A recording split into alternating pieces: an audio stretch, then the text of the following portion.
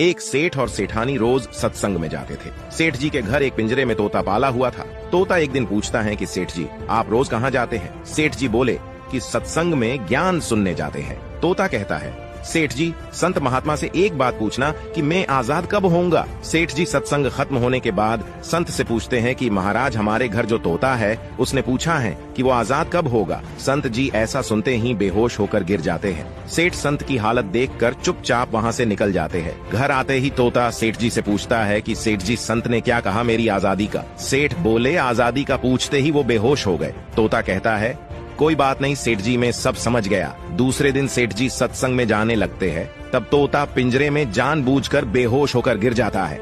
सेठ जी उसे मरा हुआ मानकर जैसे ही उसे पिंजरे से बाहर निकालते हैं तो वो उड़ जाता है। तब संत ने सेठ जी से कहा कि देखो, तुम इतने समय से सत्संग सुनकर भी आज तक सांसारिक मोह माया के पिंजरे में फंसे हुए हो और उस तोते